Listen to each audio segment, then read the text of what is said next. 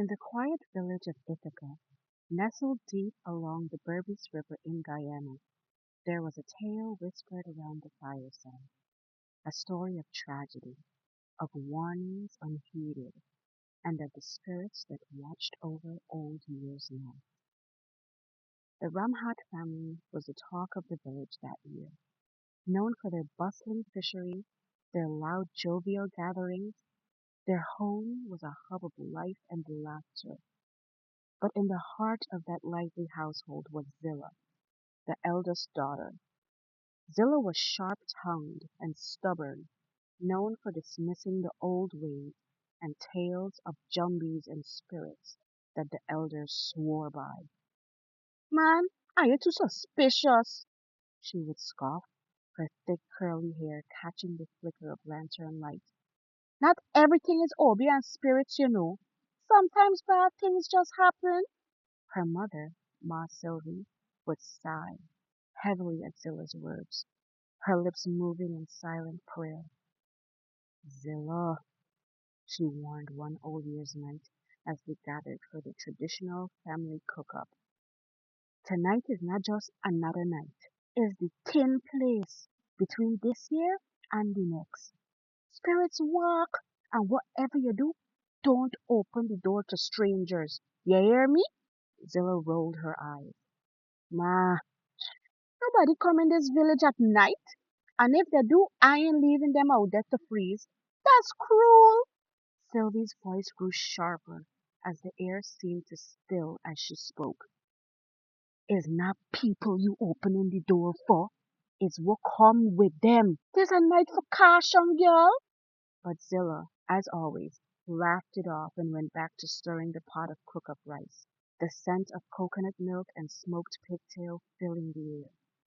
As the clock crept toward midnight, the village came alive with distant sounds of parang music and muffled laughter. Families gathered in their homes, doors bolted, candles lit, and prayers murmured to ward off the unseen. Yet, at the Ramhat house, the mood was festive. Zillah and her younger siblings danced in the front room, their father, Pa Ramhat, tapping a spoon against his rum glass in rhythm.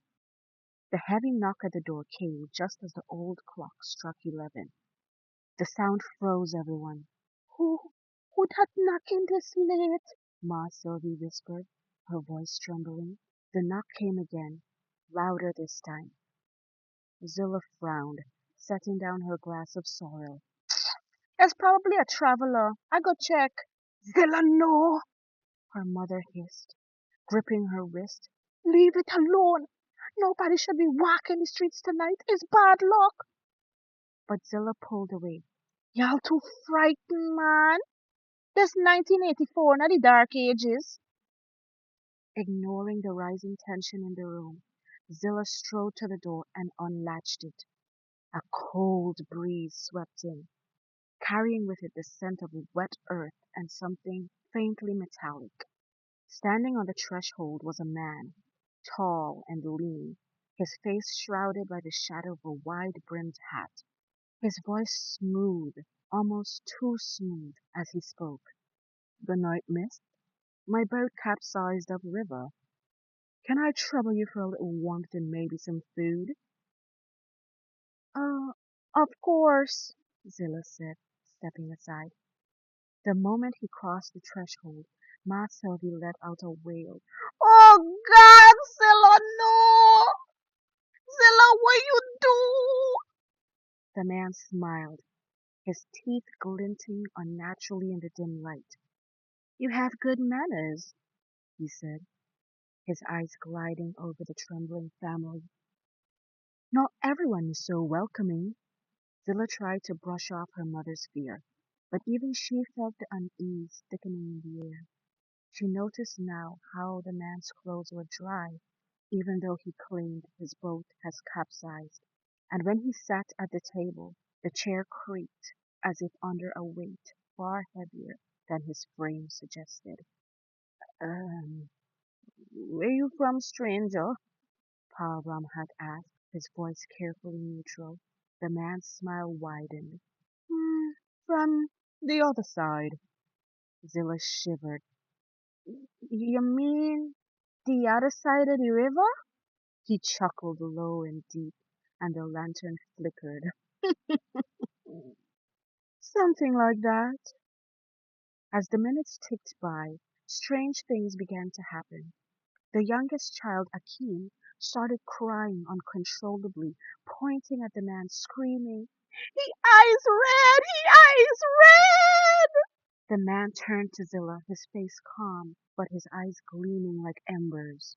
"You make a good pot of cook-up, girl, but you didn't heed your mother's warning." Zilla's heart pounded as the realization hit her. This was no ordinary traveler. She had invited something unnatural into their home. "Get out!" Ma Sylvie screamed, throwing a handful of salt toward the man. But he laughed, the sound reverberating through the walls. "Too late for that," he said, rising to his full height. His shadow stretched across the room, swallowing the flickering lantern light.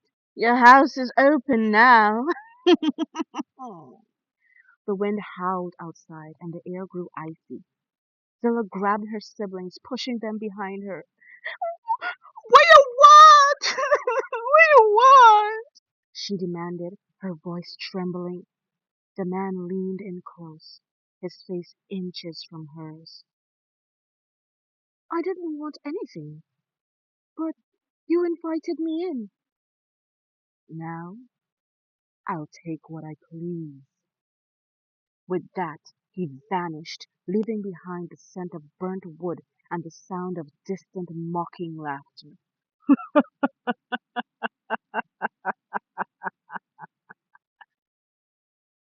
The Ramhat family's tragedy unfolded swiftly.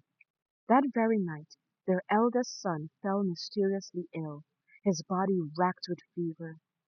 Over the following weeks, strange misfortunes plagued the household. Livestock died, their fishery dried up, and the once lively home became a shadow of its former self. Zillah, consumed with guilt, retreated into herself. She spent hours at the riverside, praying and begging for forgiveness, but the elders whispered that some doors, once opened, could never be closed. By the next Old Year's night, the Ramhat house stood empty, its windows broken and its walls covered in creeping vines. The villagers avoided it, crossing themselves whenever they passed by. They say Zillah still haunts the riverbank, warning anyone who would listen. "Never open your door on All Year's night. Not every knock is from the living." The tale ends here, but the lesson lingers. Some warnings are not meant to be ignored, and some doors should never be opened. Thank you so much, guys, for listening to my story. I hope you love it as much as I loved creating it. Don't forget to like, comment, and subscribe if you want to hear more Caribbean and African folktale stories like this. The next one coming up should be a favorite and well known by most people in Guyana. This for me, that for you. Bye. Until next time, guys. Love you.